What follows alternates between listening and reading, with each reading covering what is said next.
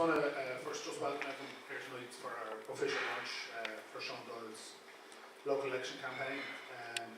Just thank everyone for coming out on Saturday night. There's lots of competing things you could be doing, so thank people for coming. Also, just to also mention that, of course, today is International Women's Day, a day that's,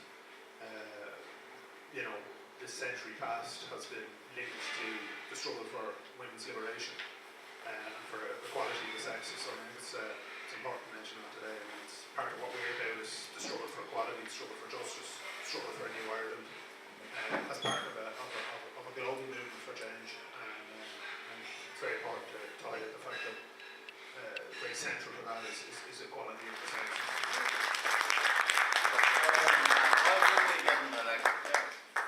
Just going to hand over now to Patrica Campbell for the Independent Workers Union. Thank you,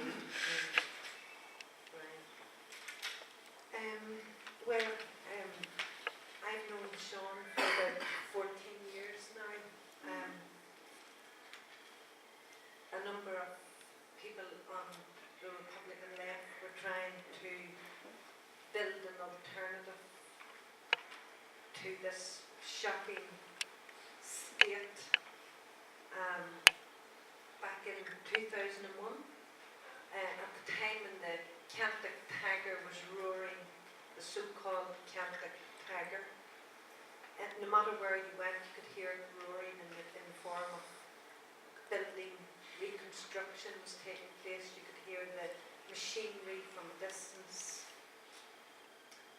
and it was very difficult to build an alternative at that time because people were in a false sense of austerity. The bank were giving us money hand over fist. We were spending the bank's money. We bought up properties. Everybody tried to jump on the property ladder. And we all know now where we are and how it all fell apart. But when I first met Sean in 2001, and we had a meeting in Wicklow, and then a number of us went to lay a wreath on Liam Mellow's grave to commemorate Liam Mellow's. And I spoke to Sean about this earlier, and I thought it was very special to remember Liam Mellow's in this area in Wexford. I think that Sean and Liam Mellow's have a great deal in common in terms of their politics. Just 2 or 3 of us went that day and we laid our wreath with respect, not under the glare of cameras or not under the glare of publicity, but just a silent dignity, a silent, dignified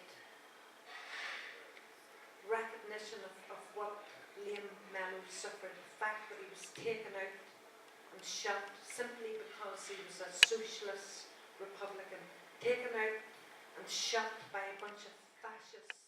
There were no cameras that day, but I had my little Kodak camera, and I don't think Sean was ever saw these photographs before, but here they are. And no doubt we'll be putting them on Facebook. That's 14 years ago, Sean. And I found them the other day and I decided I'd bring them down to Sean. I think it's going to be very, very important to work for Sean and to make sure that Sean is elected, because he will ask the questions that need to be asked. And he will sorry, if you don't mind, I would like if you didn't interrupt me. He will put forward an alternative. It's an absolute pleasure to be here to speak on behalf of Sean, to speak for Sean. He's a member of the Independent Workers National Executive. It's an absolute pleasure to be asked to come down here today and support Sean in his endeavour to be elected. I think that the people from Wicklow will gain so much if they have the sense to come out and vote for Sean Doyle. Sean wants the type of Ireland that we all want. He wants healthcare, he wants education for all our children, he wants basic human rights, because that is what Sean is, a socialist Republican who campaigns for social and economic rights. I think it would be remiss of me not to mention that this is International Women's Day. I come from the 6 counties. I was brought up, my whole development was structured in a war situation.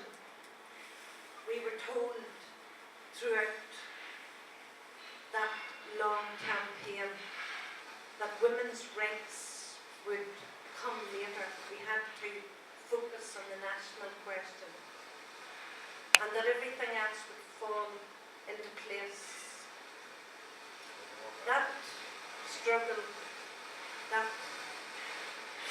came to an end in 1994. How the national question was addressed.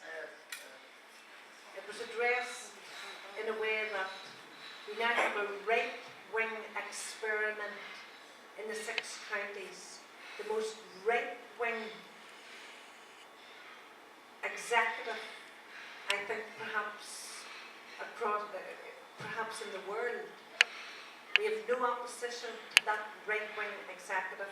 It's important that we build an opposition to it. And by electing Sean Doyle and the type of candidates like Sean Doyle, that will be throwing a little pebble into the water which will create ripples, and hopefully we will build our alternative to that. And of course, here south of the border, we have surrendered our economic sovereignty to capitalism. And I don't need to talk about capitalism because Brian has explained what capitalism and how capitalism impacts on ordinary people, and he explained it so eloquently. So I am delighted to be here tonight, and I hope I'm here for the celebration of Sean Doyle being elected. Yes,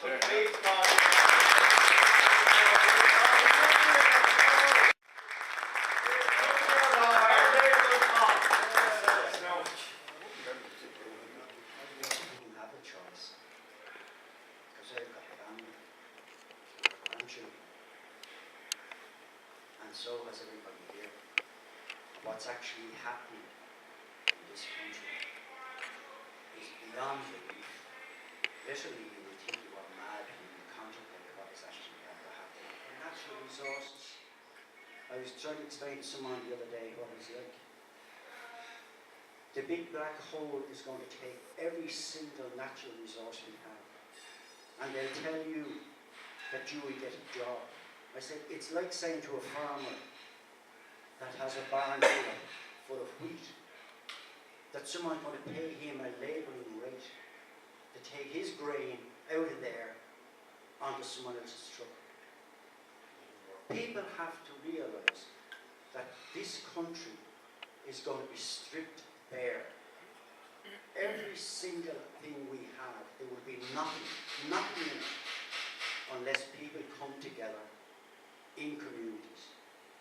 One of the greatest fear this system has is to go back to the old days of a strong community. We need to build fast, strong communities. They turn around and say to you that austerity, that things are working. That black hole will never be filled by austerity. Austerity is there for one purpose only. It's a race to the bottom. Standard of living, the future for our children, our education. Elderly, you might as well say, elderly people, you look at the way they're being treated. So therefore, if the change has got to come about, it's got to come up, change has to come about in a mindset. The mindset since inception of this state has been vote for me, I'll take care of that for you. Surely to God at this day and age people have realised the only one that's going to look out for you is you. And by a lot of people coming together, one of us, few of us, are just voices in the wilderness. People must realise this is an emergency. It's an economic war. It's a war on humanity. And unless we can get people to realise this doomsday scenario and realise that cooperation between themselves is our only hope to stop this happening. So I would hope as this campaign goes on that people will come to realise that we cannot allow other people to speak on our behalf. And many times have we sat down and listened to someone talk and said, well, 40% of what he said I agree with. And I'd say, well, why didn't you get up and say what you had to say? We need to find our voices. We need to get some focus to save our future, to save our children's future. And everybody has a part to play in that. Nobody else. We need to change that mindset. That mindset is finished, gone. Us, ourselves alone, are the only ones who has the welfare of our children and our children's future at heart. There's nobody in Leinster House